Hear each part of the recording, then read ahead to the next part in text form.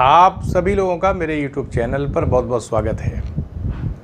वल्लभाचार्य अपने शुद्ध अद्वैतवाद में जीव और जगत को ब्रह्म का अंश बता देते हैं।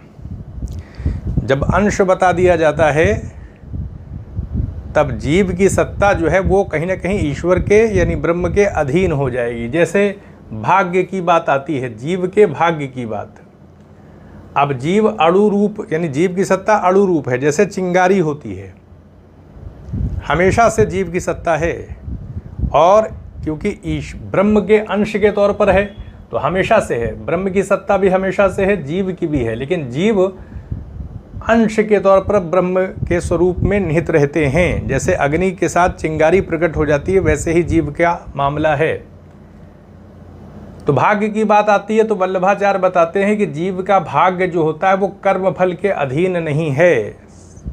जितने भी जीव हैं सबका अपना अपना भाग्य है, और वो जो भाग्य है कर्म फल के अधीन नहीं है। तो कारण ये है कि अगर भाग्य को कर्म फल के अधीन कर दिया जाएगा तो फिर ब्रह्म की सत्ता सीमित हो जाएगी। सब कुछ तो फिर अब कर्म फल के आधार पर ही निर्धारित हो रहा है।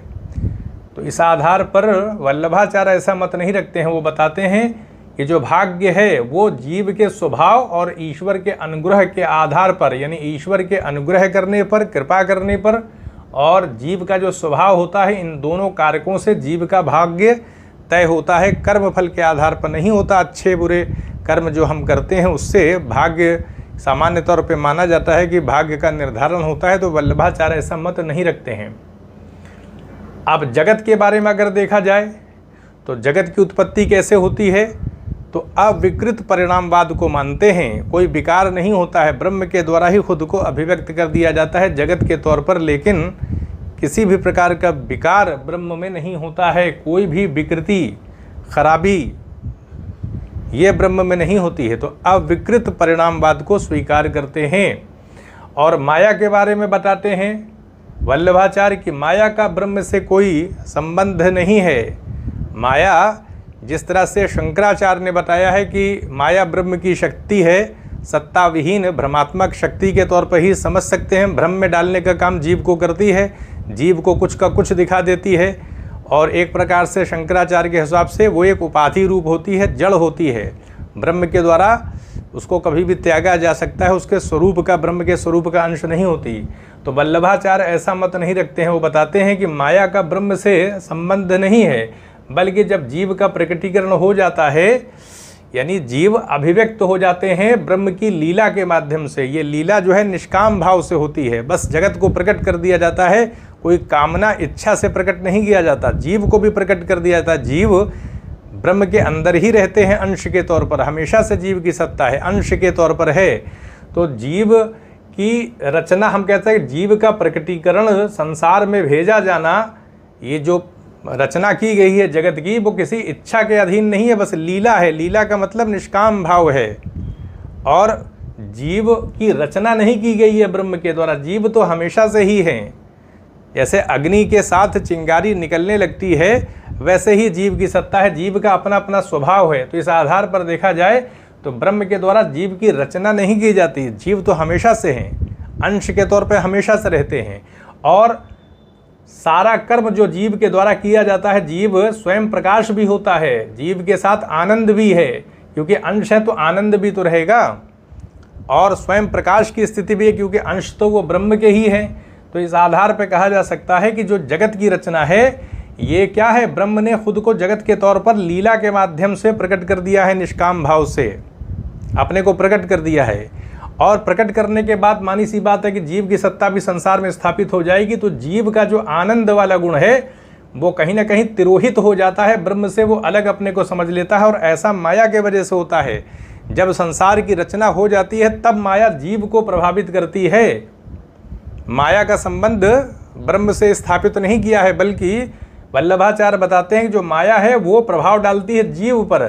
प्रभाव डालने की वजह से, यानी माया कह लें, अविद्या कह लें, अज्ञान कह लें, जीव कहीं ना कहीं ब्रह्म से, यानी वो भूल जाता है कि वो ब्रह्म का ही अंश है।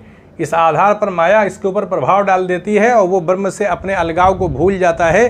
तो फिर ब्रह्म के द्वारा ही अनुग्रह किया जाएगा, तभी मोक्ष मिल सकता है।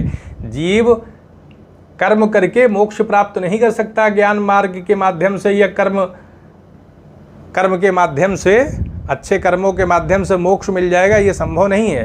पूरी तरह से ब्रह्म की कृपा पर है, क्योंकि भक्ति करना पड़ेगा तब जीव को ब्रह्म के द्वारा मोक्ष दिया जाएगा, क्योंकि जीव ब्रह्म का ही अंश है और जगत प्रकटीकरण है ब्रह्म का ही। लेकिन ब्रह्म खुद को प्रकट तो कर देता है, लेकिन अविकृत, यानी ब्रह्म में कोई विकार नहीं आता है, इस प्रकार की स्थिति है। तो शंकराचार्य के दर्शन के हिसाब से देखा जाए तो शंकराचार्य जो है वो मोक्ष को कहीं ना कहीं ज्ञान पर आधारित बताते हैं, क्योंकि माया के माध्यम से इस जगत को व्यवहारिक रूप से स्थापित करते हैं शंकराचार्य। माया ब्रह्म के द्वारा ईश्वर को अभिव्यक्त कर दिया जाता है, परब्रह्म की सत्ता है, परब्रह्म के द्वारा अपर ब्रह्म को यानी ईश्वर को अभिव्यक्त कर दिया जाता है, फिर ईश्वर के द्वारा माया शक्ति का उपयोग किया जाता है।